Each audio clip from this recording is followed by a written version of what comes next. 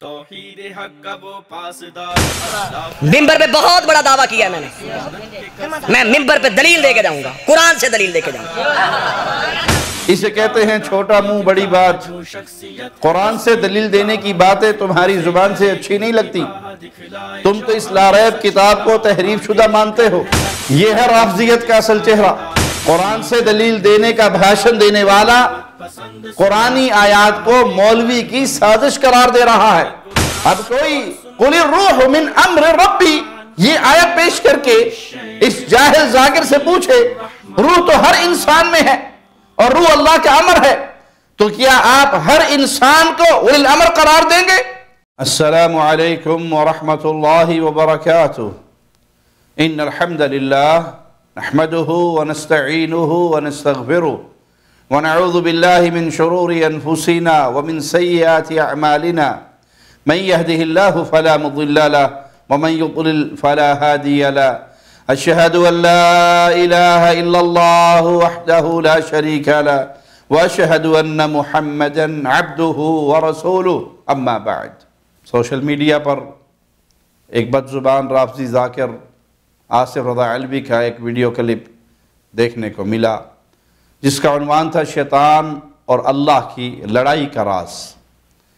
اس مختصر کلپ میں اس رافضی نے اپنی پرانی عادت کو پھر سے دہراتے ہوئے جھوٹ اور مکر کا سہارا لے کر قرآن کریم کی اپنی طرف سے خود ساختہ تفسیر کرتے ہوئے اصل مدعا کو مسخ کرنے اور بگاڑنے کی بدترین کوشش کی۔ سنیے ذرا اس رافضی ذاکر کو یہ کیا کہتا ہے۔ ممبر پہ بہت بڑا دعویٰ کیا ہے میں ممبر پہ دلیل دے کے جاؤں گا، قرآن سے دلیل دے کے جاؤں گا۔ اسے کہتے ہیں چھوٹا منہ بڑی بات۔ قرآن سے دلیل دینے کی باتیں تمہاری زبان سے اچھی نہیں لگتی، تم تو اس لاریب کتاب کو تحریف شدہ مانتے ہو۔ اس کتاب کو جمع کرنے والے کاتبین اور سب سے پہلے مخاطب صحابہ کرام، ان کو نعوذ باللہ ان کی تکفیر کرتے ہو۔ اس قرآن سے دلیل دینے کے آپ قطعاً مجاز نہیں۔ اگر ہاں آپ کو اتنا ہی دعویٰ ہے کہ نہیں ہم اس قرآن سے دلیل دیں گے تو پہلے مزید جرت دکھائیے، اپنے ان رافضی آباء و اجداد کی صریح تکفیر کریے۔ تمہارے اس مذہب میں جس نے بھی تحریف قرآن کی روایات منقول ہے جن سے بھی، ان سب پہ فتویٰ لگائیے، پھر قرآن سے دلیل دینے کی بات کیجیے۔ آپ کی تو بنیاد رکھنے والوں نے اس قرآن حکیم کو تبدیل شدہ کہا۔ یہ رافضی ذاکر کہتا ہے کہ سازش کی ہے مولوی نے، اس نے آدم کے سجدے کا انکار کر دیا اور خدا نے نکال دیا ایک سجدے کی وجہ سے۔ سنیے ذرا اس کا کلپ۔ یہ سازش کی ہے مولوی نے کہ اس نے آدم کے سجدے کا انکار نہیں کیا، سجدے کا انکار کر دیا اور خدا نے نکال دیا۔ ایک سجدے کی وجہ سے خدا اتنی بڑی سزا دے؟ تو لاکھوں چھوڑ کے بھی حاجی، صرف جی اس نے ایک سجدہ نہیں کیا اور خدا نے اٹھا کے بھگا دیا۔ نہ خان جی نہ، ظلم نہیں ہم ہونے دیں گے۔ سجدے کے پردے میں بات کوئی اور تھی۔ یہ ہے رافضیت کا اصل چہرہ۔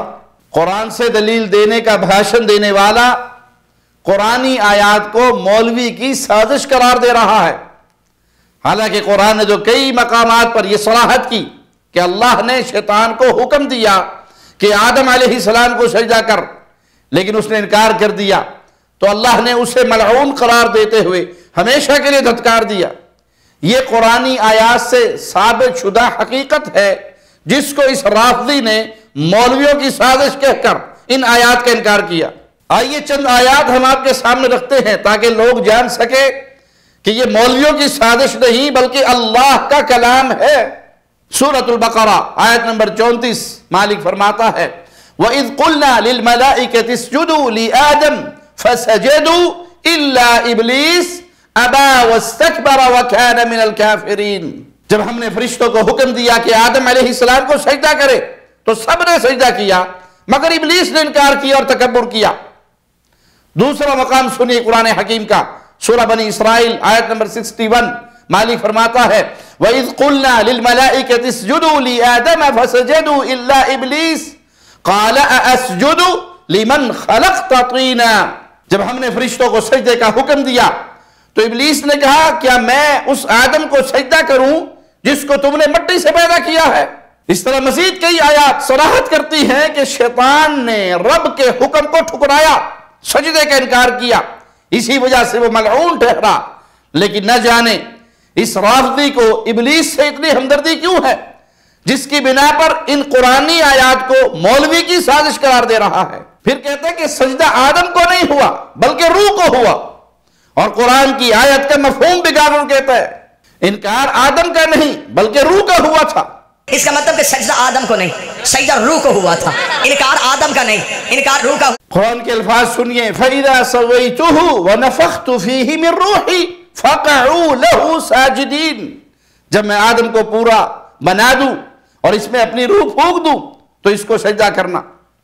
اس رافضی کو کوئی سمجھائے کہ روح اللہ نے صرف آدم میں نہیں پھونکی بلکہ ہر انسان میں ہے، بالکل اسی طرح کے قرآنی الفاظ انسان کی تخلیق کے متعلق سورۃ سجدہ آیت نمبر 9 میں ہیں۔ ثم سواہ ونفخ فیہ من روحی، پھر اس کی مکمل شکل و صورت بنائی اور اس میں اپنی روح پھونک دی۔ اب کوئی قل الروح من امر ربی یہ آیت پیش کر کے اس جاہل ذاکر سے پوچھے روح تو ہر انسان میں ہے اور روح اللہ کا امر ہے، تو کیا آپ ہر انسان کو اولی الامر قرار دیں گے؟ نہیں، تو پھر اتنی لمبی چھوڑنے کی کیا ضرورت پیش آئی؟ جہالت در جہالت یہ ہے کہ تخلیق آدم کو سیدنا علی کی ذات سے جوڑ رہے ہیں۔ سنیے ذرا کیا کہتا ہے۔ انکار آدم کا نہیں، انکار اللہ کے امر کا ہوا تھا۔ کس منہ سے علی کو نماز سے نکالے گا؟ وہ ایک امر کا انکار کر کے لانتی بن گیا، تو پورے اولے الامر کا انکار کر۔ اسے کہتے ہیں کہیں کی اینٹ کہیں کا روڑا، آصف علوی نے کنبا جوڑا، یا پھر یوں کہہ لیں کہ اندھے کو اندھیرے میں بڑی دور کی سوجی۔ اولی الامر سے مراد خلفاء، حکام اور اہل اختیار ہے، تو پھر علی رضی اللہ عنہ وارضاہ سے پہلے بھی 3 خلفاء گزر چکے ہیں، تو تم ان تینوں کا انکار کر کے بھی حاجی، اور آپ کی منطق اور لاجک آپ پر پلٹ کر کوئی یہ کہہ سکتا ہے ابلیس نے ایک امر کا انکار کیا اور تو نے 3 اولی الامر کے اسلام کا انکار کر دیا، وہ لانتی بن گیا اور تو مومن کیسے؟ رہی بات امیر المومنین امیر علی رضی اللہ عنہ وارضاہ کے خلاف بکواس کرنے کی اور ان کی گستاخی کرنے کی، تو ہم ایسے لوگوں پر لعنت بھیجتے ہیں۔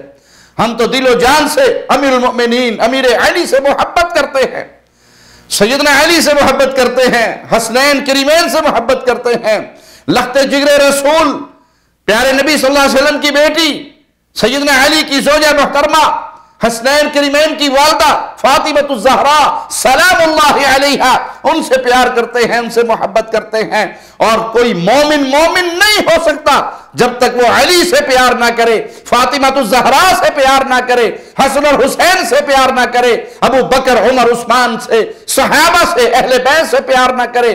اہل بیت اور صحابہ کی محبت ایمان کی دلیل ہے اور ہم ان سب سے پیار کرتے ہیں، لیکن اگر بات اولو الامر یا خلفاء کی ہے تو ان سے پہلے والے تینوں کو مانے بغیر تو بھی مسلمان نہیں بن سکتا۔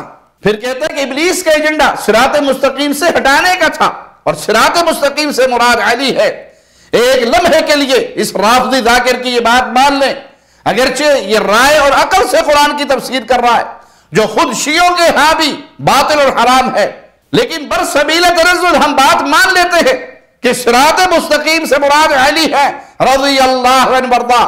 تو جن کے پیچھے علی نمازیں پڑھتے رہے وہ صدیق بھی مومن تھے، فیصلہ علی سے کرواتے ہیں۔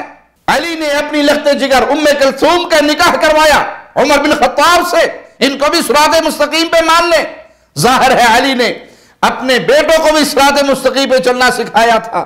ان کے شہزادے حسن نے خلافت امیر معاویہ کو سونپ دی، حسن اور حسین دونوں نے ان کی بیعت کی۔